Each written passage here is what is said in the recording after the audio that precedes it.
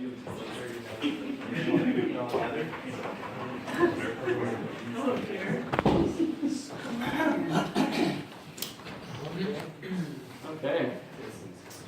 Ladies and gentlemen, Madame and Perlin, Adelpha and Adelphi, Ish and Isha, and all other folks, the Lord be with you. And also with you. A reading from the Holy Pseudo-Evangelium according to Pseudo-St. Matthew, beginning in the Pseudo-second chapter, at the Pseudo-first verse. Would you give me a blessing? You'll need it.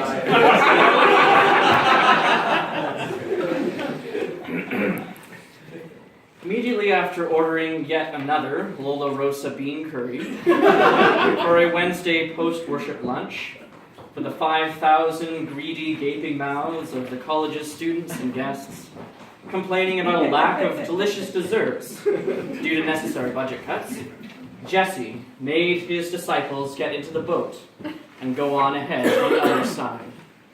Now the boat was christened Her Majesty's Good Ship DIO, i.e. deficit in operation. Old, venerable, august vessel, dating back to 1876, built by the generous donation of good old Anglican and industrial capitalist swine Mr. Galt, which had in her old age sprung many a budget leak.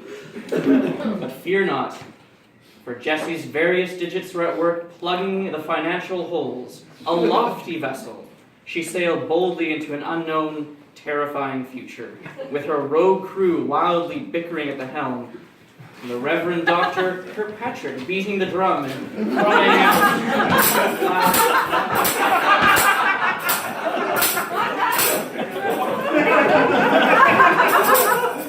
Lower chaos! It's hot up here!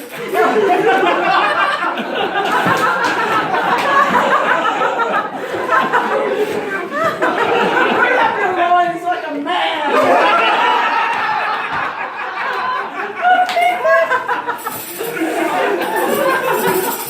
Where were you when I laid the foundations of the earth? Where were you when I first began teaching in the yoke?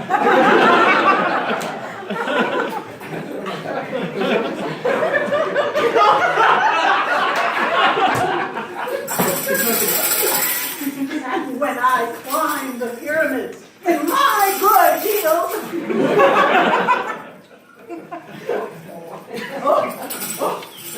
Or when I stormed King Farouk's belly dancing to heaven.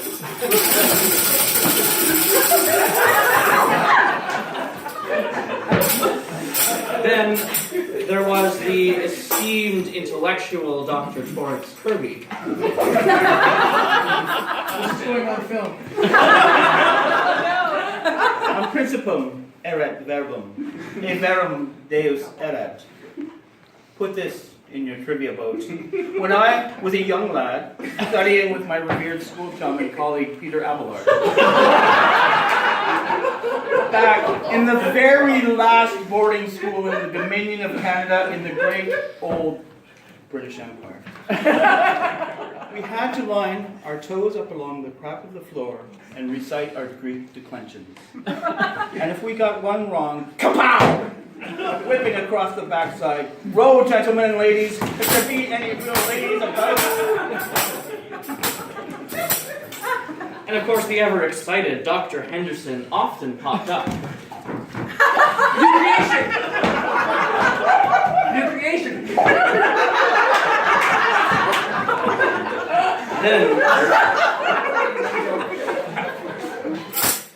Then there was the ever-optimistic pinnacle of preaching perfection, the director of pastoral studies.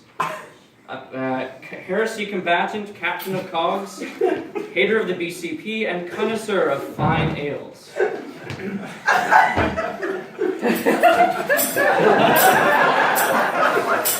We need more variety in our college version together, right? I just can't stand these pathetic prayers in the BCP, right? Just think of blessed Barbara Brown-Taylor, right? How would she address her group, right? And last, but certainly not least, ship's counselor Diana Troy, I mean the Reverend Chaplain Jennifer Bork. Short in stature, high in patience and tolerance, lover of all, and reader of Aesop's fables in chapel. Really, we can't say anything bad about her, except that she's taking off for France. Hopefully she doesn't lose her head like that great French cephalophore and esteemed college Saint Denis, or become Rapunzel, crying over the cathedral bell tower. The wine of Bordeaux is better than a good bottle of Montrachet or lobster in Maine. Au revoir. And after he had dismissed the crowds, Jesse went up north to Canac by himself on retreat. And while up there, a bird did shit in his hand and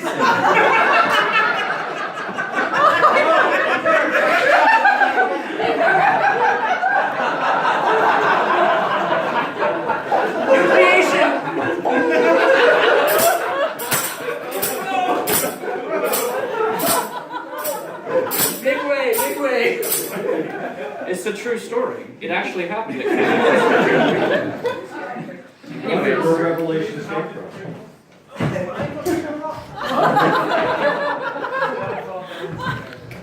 Then, when evening came, he was there alone. But by this time the boat, battered by the waves, was far from the land, for the wind and the water and the waves and the landscape of theological education in North America was against them.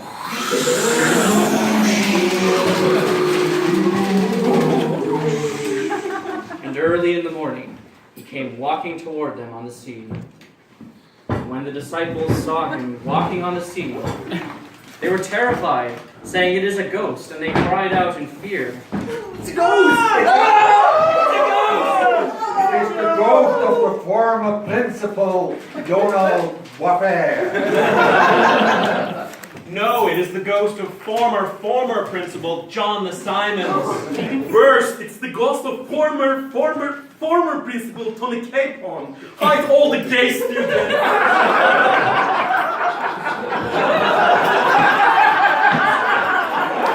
What's doing? But immediately he spoke to them, and Jesse said, Take heart, it is I, the Reverend Dr. Jesse Zink, your august principal, profound professor, author of many good and lengthy books, that you should all purchase and read. Special discounts available only. Do not be afraid, for I will save you. Then a student from the boat answered him, Lord, if it is you, command me to come to you on the water. He said, Come. So the student got out of the boat, started walking on the water, and came toward Jesse. And when he noticed the strong wind, the pressure of ordained ministry,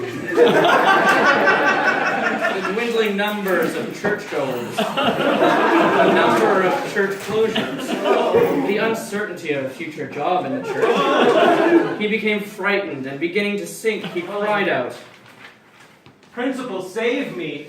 I have no money, tuition to pay, and rent to pay, let alone my Scotch fund, and my annual 3 trips to Paris. I need a larger bursary.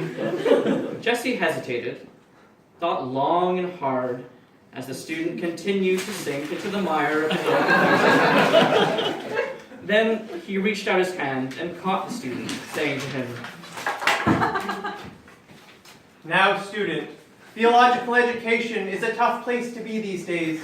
The college, like many other theological educational institutions in this fine country, is running a substantial deficit. And the financial future of the college is in question. We continue to live off the gifts of our ancestors and need to consider the financial viability of the college's future. Yet, we also have to have faith. Why do you doubt? The church will exist in the future. They just might not pay you.